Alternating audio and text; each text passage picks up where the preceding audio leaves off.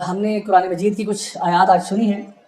سورہ ال عمران کی آیت نمبر 133 سے لے کر آگے 136 تک ہم جائیں گے آج انشاءاللہ. اللہ سبحانہ تعالیٰ ان آیات میں ارشاد فرماتے ہیں اعوذ باللہ من الشیطان الرجیم وسارعوا الی مغفرۃ من ربکم. تو وسارعوا تو دوڑ لگاؤ، سارے دوڑ لگاؤ، بھاگو، جلدی کرو. یعنی یہ اللہ تعالیٰ ایک اور جگہ پہ قرآن مجید میں وسابقوا بھی کہتے ہیں کہ سبقت لے جاؤ ایک دوسرے سے. یہاں پہ کہا جا رہا ہے دوڑ لگاؤ، تیزی کرو. کس طرف؟ اللہ تعالیٰ کی مغفرت کی طرف، اور جنت کے لیے جس کا جو عرض ہے، جس کی جو وڈتھ ہے وہ سماوات والارض جتنی بڑی ہے، زمین و آسمان جتنی بڑی وڈتھ ہے اس کی. اور یہ کس کے لیے؟ کہ تقوی والوں کے لیے. اب یہاں پہ ہمیں یہ بات معلوم ہے، اللہ تعالیٰ فرماتے ہیں قرآن مجید میں لقد خلقنا الانسان فی کبد، کہ ہر انسان جو ہے وہ ایک مشقت میں ہے، ایک جلدی میں ہے، کسی طرف محنت کر رہا ہے، کوشش کر رہا ہے. ہر انسان کوشش کر رہا ہے. جو جنت میں جانا چاہتا ہے وہ بھی کوشش کر رہا ہے، جو جہنم میں جا رہا ہے وہ بھی کوشش کر رہا ہے. یہ نہ سمجھے کہ جو جہنم میں جا رہا ہے وہ کوشش نہیں کر رہا، کوشش وہ بھی کر رہا ہے. ہو سکتا ہے جنت میں جانے والے سے زیادہ کوشش کر رہا ہو، لیکن اس بیچارے کی ڈائریکشن بڑی غلط ہوئی ہے. وہ کسی اور صرف میں کوشش کر رہا ہے، جان وہ بھی بڑی مار رہا ہے، لیکن اس کی جان اور اس کی ایفرٹ اور اس کی انرجی جو ہے صرف دنیا تک محدود ہے. جیسا کہ اللہ تعالیٰ نے جب ہم نے وہ دعا پڑھی تھی ربنا آتنا فی الدنیا حسنہ وفی الآخرۃ حسنہ والی، اس میں اللہ رب العزت ارشاد فرماتے ہیں کچھ لوگ ہوتے ہیں وہ صرف یہی کہتے ہیں ربنا آتنا فی الدنیا بس. تو اللہ تعالیٰ کہتے ہیں شاید ان کو دنیا ملے شاید نہ ملے، لیکن جو کہتا ہے ربنا آتنا فی الدنیا حسنہ وفی الآخرۃ حسنہ اس کو ہم دونوں عطا فرماتے ہیں. تو ربنا آتنا فی الدنیا کا مطلب ہے کہ بس آپ کو دنیا ہی چاہیے. اور بہت سے لوگ ایسے ہیں جو دین کی طرف صرف اسی لیے آتے ہیں کہ دنیا چاہیے ہوتی ہے، کہ جی وہ ہم ایگزام میں فیل نہ ہو جائے تو اس کے لیے ذرا کوئی وظیفہ بتا دیں، شادی نہیں ہو رہی اس کے لیے کوئی وظیفہ بتا دیں، اولاد نہیں ہو رہی اس کے لیے وظیفہ بتا دیں، رزق میں تنگی آ رہی ہے اس کے لیے کوئی وظیفہ بتا دیں. یعنی وہ دین میں آنے کی وجہ بھی صرف یہ ہوتی ہے کہ دنیا کا کوئی فائدہ ہو جائے، ادروائز ان کو دین سے کوئی لینا دینا نہیں ہوتا.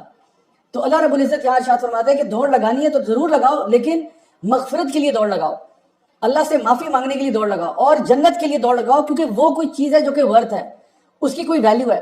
یہ دنیا کی ویلیو کیا ہے؟ ایک حدیث میں نبی کریم صلی اللہ علیہ وسلم نے اس کو کمپیئر کیا مچھر کے پر کے ساتھ. یعنی اللہ کے نزدیک جو مچھر کے پر کی حیثیت ہے وہ اس دنیا کی حیثیت ہے، بلکہ اس سے بھی کم. ایک اور حدیث میں آپ نے ارشاد فرمایا، آپ نے دیکھا ایک مری ہوئی بکری کہیں پڑی ہوئی ہے، تو مری ہوئی بکری وہ بھی جو بیماری سے مری ہے اور انتہا درجے کی بیماری سے مری ہے. تو آپ وہاں سے گزر رہے ہیں، صحابہ سے پوچھا کہ تم میں سے کوئی اسے خریدنا چاہے گا؟ صحابہ نے کہا یا رسول اللہ یہ بکری زندہ بھی ہوتی تو ہم نہ لیتے، کیونکہ یہ جو بیماری ہوتی ہے نا جس میں جانور کے سارے بال اتر جاتے ہیں. تو انہوں نے کہا یہ زندہ بھی ہوتی تو کون لیتا ہے اس کو؟ تو آپ نے فرمایا کہ اللہ کے نزدیک اس بکری کی جو یعنی وہی ویلیو ہے جو تمہارے نزدیک جو اس بکری کی ویلیو ہے، اللہ کے نزدیک دنیا کی ویلیو اس سے بھی کم ہے. تو ایک مچھر کے پر کے پیچھے تم دوڑ لگا رہے ہو، ایک مری ہوئی بکری کے پیچھے تم دوڑ لگا رہے ہو. بھائی کوئی دوڑ لگانے والی چیز بھی تو ہونا جس کے پیچھے بندہ دوڑ لگائے. بندہ کہتا ہے یار کس چیز کے پیچھے بھاگے ہو تم؟ یعنی کوئی ویلیو ہی نہیں تھی اس کی. اللہ تعالیٰ کہہ رہے ہیں اگر دوڑ لگانی ہی تھی تو مغفرت کے لیے دوڑ لگاتے، جنت کے لیے دوڑ لگاتے، وہ کچھ ہوتی چیز. ہم لوگ سب اس وقت نا ایک ریٹ ریس میں پھنسے ہوئے ہیں. ریٹ ریس کا مطلب ہے کہ انسان بس وہی دنیا داری کے اندر چکروں میں لگا ہوا ہے اور بس یہی اس کا مقصد ہے. ایک امریکن آتھر کہتی ہیں کہ the problem with the rat race is that even if you win you are still a rat. یعنی یہ ریٹ ریس آپ جیت بھی جائیں تو پھر بھی آپ ریٹ ہی ہیں at the end of the day, یعنی آپ کا کوئی ہائر پرپس نہیں ہے، کوئی ہائر مشن نہیں ہے. تو اللہ رب العزت یہاں پہ ہماری توجہ اس طرف کر رہے ہیں کہ اگر ریس لگانی ہے ضرور لگاؤ، لیکن ڈائریکشن اپنی ٹھیک کرو. آگے فرمایا الذین ينفقون فی السراء والضراء. یہ کون لوگ ہیں؟ یہ متقین، کیونکہ جن متقین کے لیے جنت سنبھالی گئی ہے، جن متقین کے لیے یہ ٹھکانہ ہوگا، ان متقین کی کچھ اور کوالٹیز اب سامنے آ رہی ہیں. کچھ دنوں پہلے ہم نے پڑھا تھا متقین کے بارے میں، اور ہم نے پڑھا تھا کہ جی رمضان کا بھی مقصد یہ ہے کہ ہمارے اندر تقویٰ آ جائے. اب متقین کی کچھ اور خصوصیات سن لیں ذرا کہ وہ کون لوگ ہیں. اللہ رب العزت ارشاد فرماتے ہیں الذین ينفقون فی السراء والضراء. یہ وہ لوگ ہیں جو جب ان کے پاس پیسے میں وسعت ہوتی ہے تب بھی خرچ کرتے ہیں، اور جب تنگی ہوتی ہے تب بھی خرچ کرتے ہیں. اب یہ نوٹ کر لیں ذرا. سرا کا مطلب ہے یعنی وہ خوشی جب انسان کو جب پیسہ ملتا ہے نا تب آتی ہے. جس دن سیلری کا چیک آتا ہے، جس دن بزنس ٹرانزیکشن تھا وہ کیش ہو گیا چیک آپ کا، یہ وہ سرا ہے، وہ خوشی ہوتی ہے جب انسان کو مال ملتا ہے تو اس دن وہ بڑا ضرورت سے زیادہ خوش ہوا ہوتا ہے.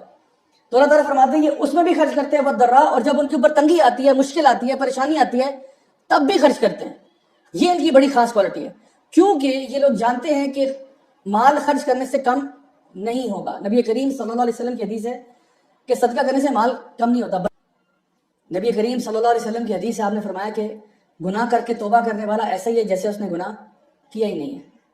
ابن ماجہ کی حدیث ہے. سبحان اللہ، دیکھیں کتنی پروفاؤنڈ بات ہے کہ اللہ تعالیٰ مائنڈ نہیں کرتے. اور حدیث قدسی میں آتا ہے کہ آپ زمین و آسمان کو بھی گناہوں سے بھر دیں، اللہ اس سے بڑی مغفرت آپ کو دے سکتا ہے. آپ سارے سمندروں کو بھی گناہوں سے بھر دیں، اللہ اس سے بڑی مغفرت دے سکتا ہے. تو میں بتاؤں کہ کون سی پھر ایسی چیز ہے جو ہمیں روک رہی ہے توبہ کرنے سے؟ کون سی ایسی چیز ہے جو ہمیں اللہ تعالیٰ کی طرف لوٹنے سے روک رہی ہے؟ اور اللہ تعالیٰ کو اتنی خوشی ہوتی ہے جب ایک بندہ بھولا بھٹکا وہ واپس اللہ کی طرف لوٹ کے آتا ہے. اتنی خوشی ہوتی ہے جتنی کسی بدو کو بھی نہیں ہوتی جس نے صحرا میں اپنا اونٹ کھو دیا ہو. اور اونٹ وہ تھا جس پہ سارا اس کا ساز و سامان تھا, سارا اس کا ٹینٹ بھی وہاں, کھانا بھی وہاں, رہنا سب اس اونٹ پہ تھا. اور صحرا کے بیچ میں وہ تھوڑی دیکھ لی, اس نے آنکھ بند کی اپنی تو اونٹ غائب ہو گیا, اس کا آنکھ کھلی, دور دور تک اونٹ نظر ہی نہیں آ رہا. اب وہ اپنی موت کا انتظار کر رہا ہے. پھر کہیں دور فاصلے میں اس کو وہ اونٹ نظر آتا ہے تو وہ خوشی سے چیخ اٹھتا ہے کہ میرا اونٹ واپس آ گیا. تو نبی فرما رہے ہیں صلی اللہ علیہ وسلم کہ اللہ تعالیٰ کو اس شخص سے زیادہ خوشی ہوتی ہے کہ اللہ کا ایک بندہ جو ہے وہ واپس لوٹ کے آ گیا. کہتا ہے لبیک اللہم لبیک, یا اللہ مجھ سے غلطی ہو گئی تھی, یا اللہ مجھ سے کوتاہی ہو گئی, یا اللہ مجھ سے گناہ ہو گیا تھا, یا اللہ میں تھوڑا ٹریک سے آف چلا گیا تھا, لیکن یا اللہ میں واپس آ گیا. تو اللہ تعالیٰ فرماتے ہیں کہ کوئی فحش حرکت بھی کر دینا, ذکر اللہ کے نیک بندوں کی صفت یہ ہے کہ بڑے سے بڑا گناہ ہو جائے, کبیرہ گناہ ہو جائے, دوسروں کے ساتھ کوئی گناہ ہو جائے, تب بھی فوراً اللہ کی طرف لوٹ کے آتے ہیں کہ یا اللہ غلطی ہو گئی, یا اللہ I messed up, یا اللہ I messed up.